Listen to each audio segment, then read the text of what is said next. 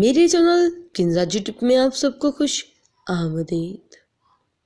ہم قبرستانوں میں احتیاط سے چلتے ہیں کہ کسی قبر پر پاؤں نہ آ جائے، اور زندگی کی دوڑ میں زندہ انسانوں کو قدموں تلے کچلتے رہتے ہیں۔ لوگ کہتے ہیں حیا آنکھوں میں ہونی چاہیے، لیکن میں کہتی ہوں حیا کردار میں ہونی چاہیے۔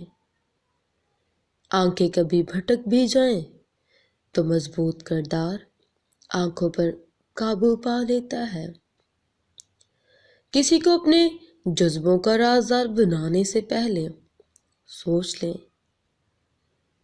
کہ جب رازداروں کی سرحدوں کو پار کر کے دوسری سماعتوں کے شریک بن جائیں تو کئی بار اپنی حرمت کھو دیتے ہیں۔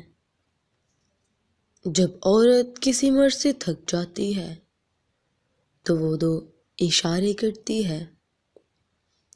پہلا یہ کہ وہ اس سے لا تعلقی اختیار کر لیتی ہے، اور دوسرا یہ کہ وہ اسے بات بات پر اگنور کرتی ہے۔